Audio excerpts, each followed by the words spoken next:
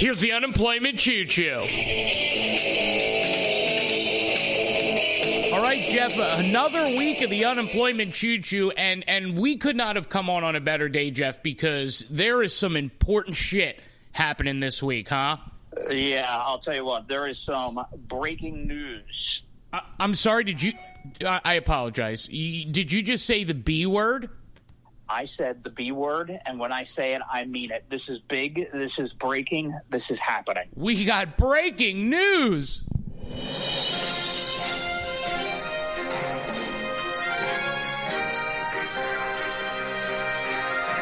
From the official Rizzo and Jeff newsroom here, Jeff, so you brought it up. How about you explain the breaking news? Well, first off, we really wrote out the breaking news tune there, huh? Well, listen, I wanted to build suspense, okay? You really have to add the suspense in there, huh? I do. I'm a big suspense guy. A few weeks ago, we talked about it on the podcast, how a god-awful, horrible thing had happened. I mean, it was sickening. We couldn't understand it, Jeff. It took some time to recover. It felt like a death of the family, yet there was no death. Well, it was the attack on Hollywood legend. By God, what a Hollywood legend. Rick Moranis. Jeff, is he hurt? Did something happen? Like, is he getting surgery? Like, what's happening with him? There is no surgery, but there is a suspect who has been apprehended and thrown into the paddy wagon for attacking Rick Moranis. Wait a minute. Are you telling me that there is a... Hold on. I just have to We're going to have to breaking news this again. Hang on. Hold on. Oh, no, we have to do it again. Oh, yeah. And we're writing it out.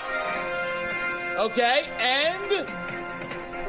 All right, we got breaking news. Rick Moranis' assaulter has been found. Jeff, do you have information on who did it, why, and the motives? I do. His name is Marquise Ventura. Marquise Ventura. Okay, Marquise. Thanks to an eagle-eyed sergeant for the NYPD Transit who knows this suspect. He has been apprehended and charged, and this suspect is a homeless felon. Wow. So wait a minute. We had so really a lot of things had to come by. Obviously, the pure outrage of just beating Moranis for no reason. We had an eagle-eyed sergeant. We had a little bit of luck. We had a lot of bit of love. We had a little bit of homeless. I mean, it's... If you remember on the podcast when we talked about this, we threw out wild accusations. We did. Discredited a lot of people, Dave Coulier, so many, and different people that, we were blaming for this attack. And that was not the case. Wait, so are we 100% sure that it's not Dave Coulier? We know it's not Dave Coulier, and we literally could be sued for absolutely blaming people and putting out a hit, I think we said. We were calling a hit on Moranis, and it was nothing but a random attack. Well, wait a minute. I mean, let's be real. Are we sure that maybe... Because what we did say was that Coulier hired Dan Aykroyd, who then hired somebody else. Are we sure? I mean, because this really does... I mean, it flies in the face of what we said, Jeff. I mean, we said that they hired an unknown person.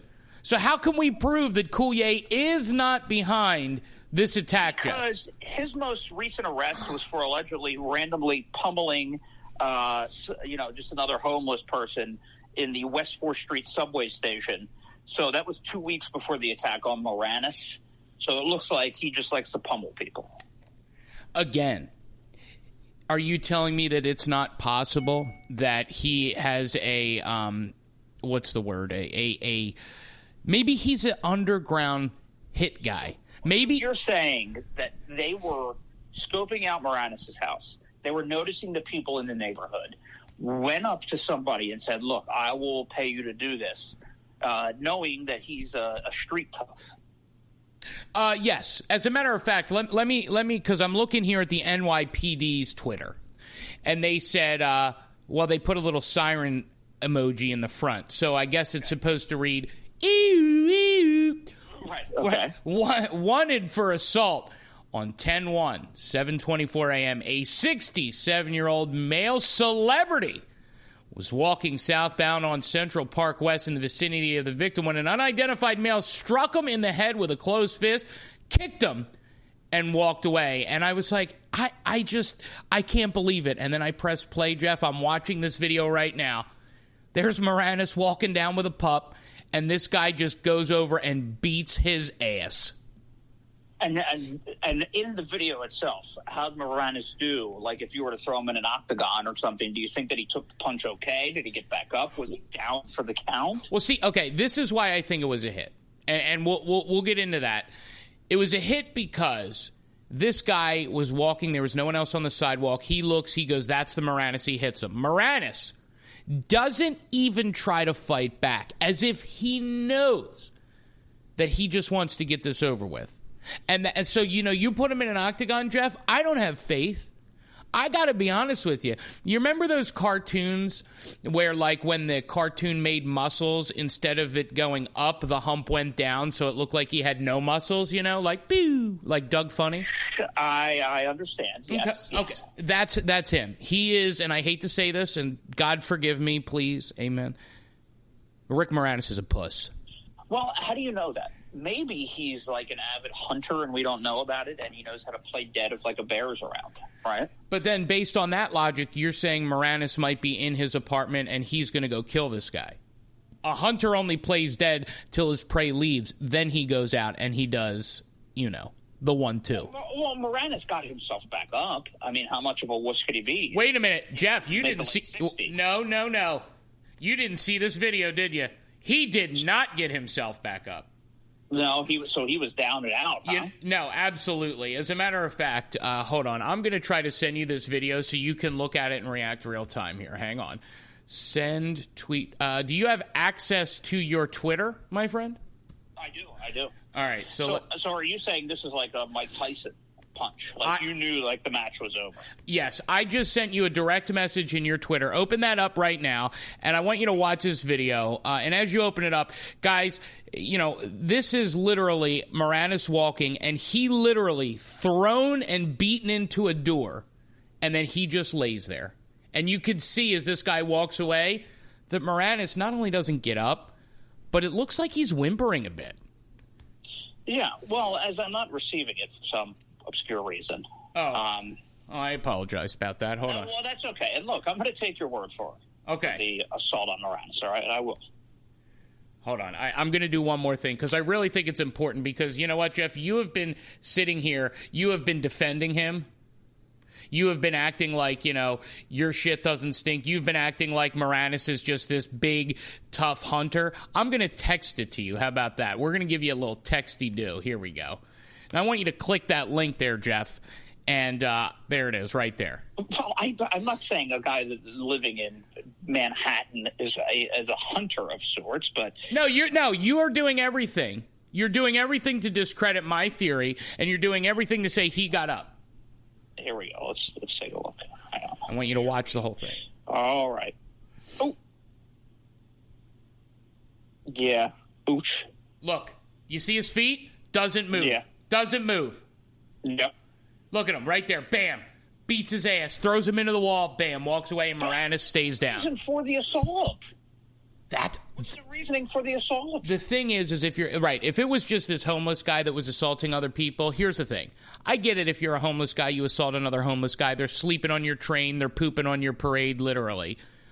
But this guy is in rich neighborhood, and there's no one else. You can see the video. Look at it. Is there anyone else on the street? Random attack. There's nobody around. Is it random? You're right. Is it?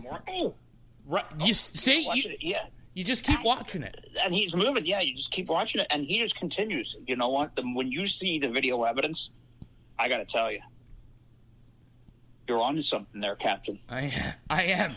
That's right. This captain is on to something. Moranis is a puss. You are investigating it there, McGruff. That's right. I'm telling you. Like the McGruff the crime dog? That's it. Yeah. You are. You're McGruff. Yes. Here's the unemployment choo-choo.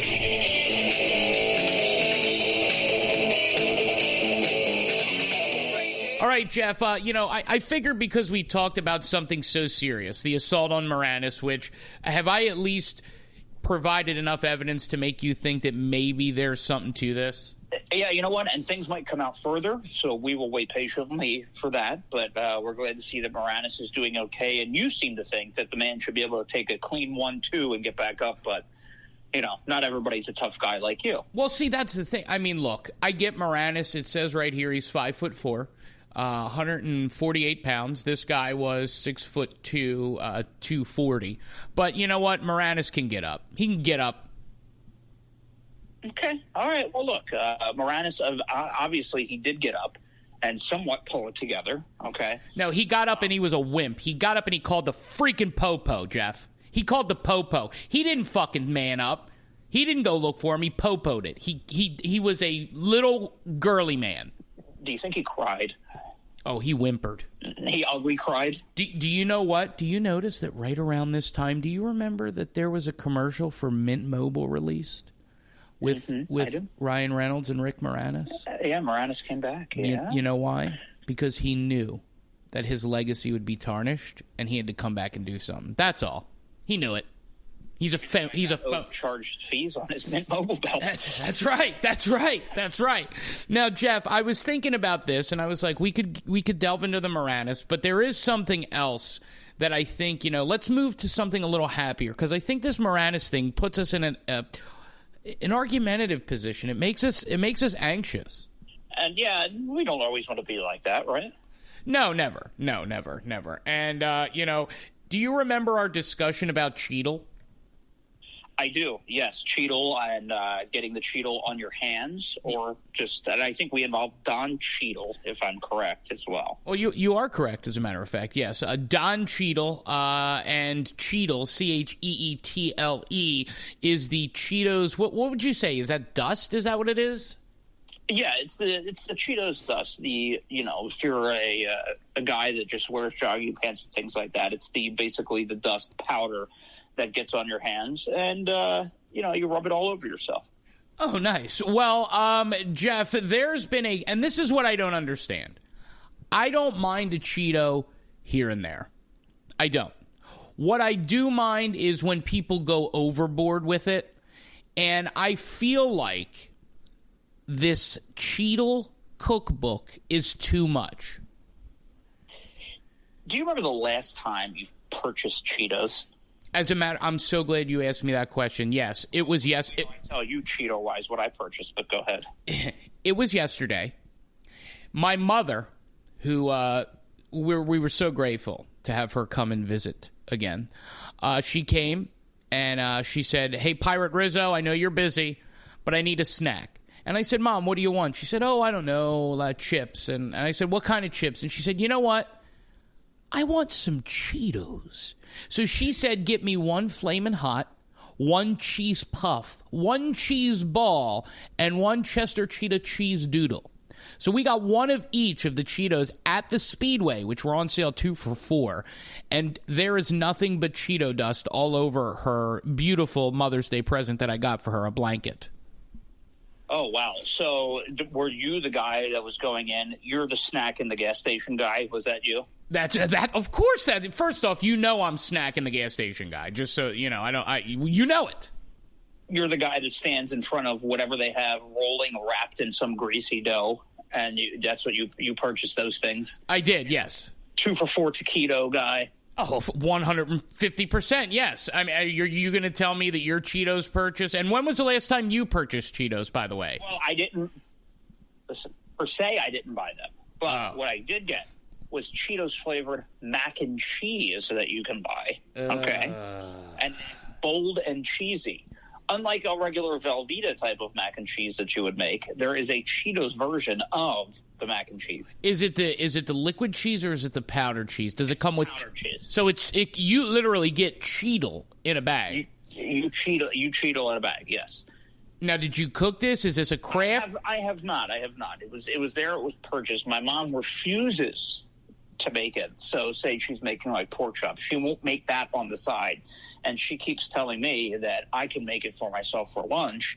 And I said, "Mom, I'm not going to sit here and plow an entire bowl of macaroni and cheese for lunch. That's a little bit of the El Gordo.